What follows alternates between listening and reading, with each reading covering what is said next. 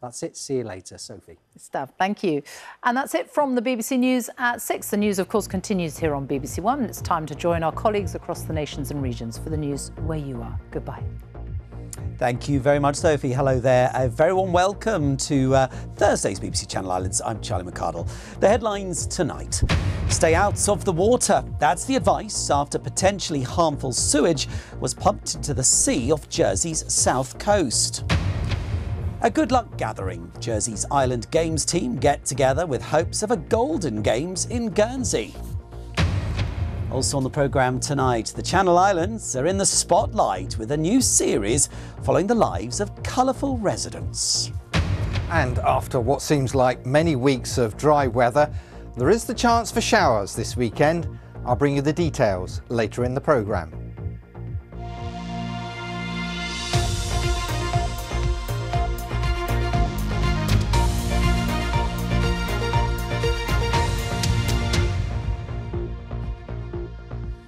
So first on the programme tonight, a warm weather and a shortage of rain are thought to have caused higher levels of bacteria in sewage discharges into Jersey's St Albans Bay. Swimmers are being warned not to go into the sea there while further tests are done on the water quality in the area.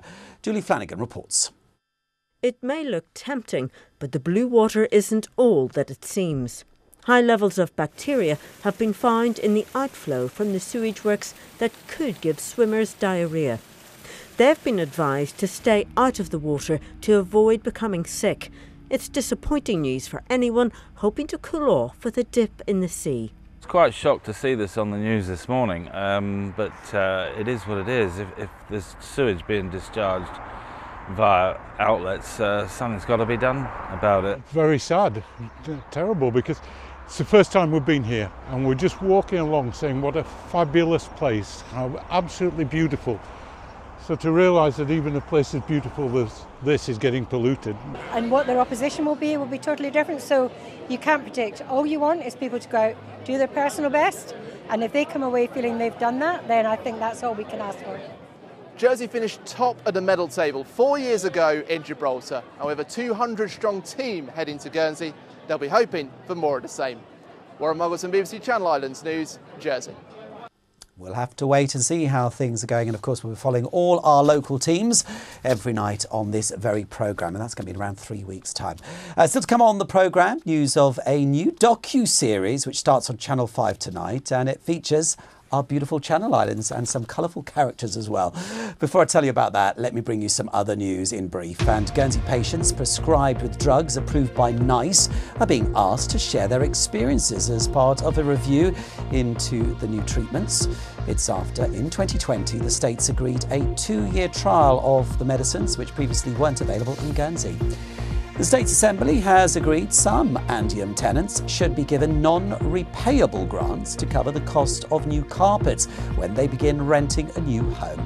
Currently, eligible tenants are able to apply for a loan, but they have to pay the money back.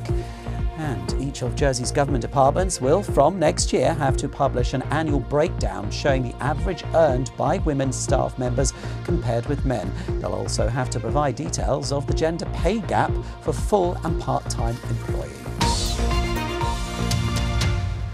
Now, as promised, a new TV programme focusing on Jersey and Guernsey starts tonight on Channel 5. The 6-part series explores life in the islands, featuring farmers, cider producers, charities and more, as the show, narrated by Alan Titchmarsh, meets some of the people that make the islands tick. 80 miles south of mainland Britain, nestled off the French coast of Normandy, 2 island neighbours sit side by side in a small pocket of paradise. Oh, that was beautiful. Jersey, the larger isle with its golden beaches and bustling resorts, and Guernsey, an archipelago of rocky bays and picturesque ports. It's lovely. It shows the Channel Islands off at their very best at meeting people with, different and interesting kind of roles to play on both islands. And hopefully people will see these delights of Jersey and Guernsey and think, oh, I'll have a bit of that. Let's go there. It's not nearly so arduous as spending, 4 hours or more on a flight going somewhere. Let's do it closer to home. Hi guys, can I have your tickets please? Thank you very much. Yeah, we agreed to be part of it. They were interested in the story we have with the business partnership that we have going on, and the train, and of course, and our story of being on Guernsey. There's no two ways about it. It's great for business. This is what it's all about. This is what we do. We give people a great tour of St. Peter Port. We show them some beautiful scenery, things they've never seen. So most of them are never going to come back, so it's great for them to see the 12th century castle, bathing pools, the church, the seafront, and people smiling and waving, and that's what we do. On a day like today, it's fantastic. Where old ways and new adventures lie waiting to be discovered. It's a gem in the middle of the English Channel. Welcome to Jersey and Guernsey. Makes you want to visit, doesn't it? Yeah, the programme there, as you just saw, is called Jersey and Guernsey. It's on Channel 5 this evening, and I'm told it starts at 8 o'clock, so don't forget to press record. And if you're like me, you'll do what we used to do when Bergerac was on. We'll be watching for faces we know, possibly in it, and also checking out those locations. One thing that did look great in those pictures was the weather. It was absolutely stunning. David is here with the forecast. So, David, we've had an absolutely gorgeous couple of days. We're already fighting over the air conditioning in the newsroom here. But you mentioned in the headlines that things could be about to change. Yeah, I think they are, Charlie. And for many people, that change is a good one because we're going to see some showers. Everything is looking very parched at the moment. But today we have the record temperature so far this year. The hottest day of the year so far this year. St Helier got to 27 degrees Celsius. And right across the islands, it's been a very warm day, but a beautiful one nonetheless with that sunshine. This was Sark from earlier today. That sea looks very inviting, doesn't it? Sea temperature at the moment is around 15 degrees. The forecast for tomorrow is for a bit of early mist, then some sunshine, again high UV, very high pollen as well, but more and more in the way of cloud coming our way heralds the change to perhaps some welcome rain in the form of showers as we go into the weekend, and slightly cooler air at the same time. Now out here is an area of low pressure. It's quite a big one. Wrapped around it are several weather fronts, the first of which to get to us probably won't properly arrive until we get towards the middle of the weekend. So this is the middle of the day tomorrow. By the middle of the day on Saturday, a few heat-driven showers developing across parts of France, but for us, not a great deal. But eventually that weather system will move in. That's when we'll start to see more frequent, more widespread showers, and we stay close to that area of low pressure for Monday too. So again, the chance for some showers developing on Monday. And as I've mentioned, slightly cooler air, the air coming in from the southwest will bring fresher conditions eventually. It's going to be another warm night, quite a muggy night, 14 or 15 I think will be the minimum temperature. Some mist around early in the day, but as the day wears on, that should very readily lift. And then what we've got is more of that strong sunshine, but there is more high-level cloud creeping in.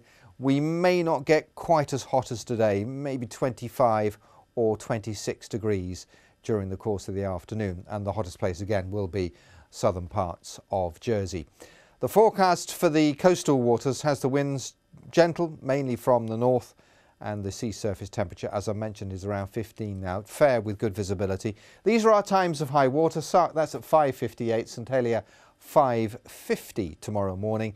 And this is the outlook. Yes, there are now showers in the forecast. The showers on Saturday probably won't turn up until later in the day, so the next 2 days predominantly dry. But as we go into Sunday and Monday, those showers become a bit more widespread. The hint of something that could be thundery at the same time, and the temperatures start to come down, so it's going to feel a little bit cooler despite the fact that the humidity will go up in these showers. But there should be some sunshine in between the showers if you want the fine weather to continue. But for many folk, I think a few showers dotted around will be very welcome. Charlie. I think some of us and our gardens will at least appreciate some of that weather. Thank you very much, David. And that is it for the time being. I'll be back with your late news, as always, at around 10:30. From myself and the rest of the early team, have a very good evening. Bye-bye.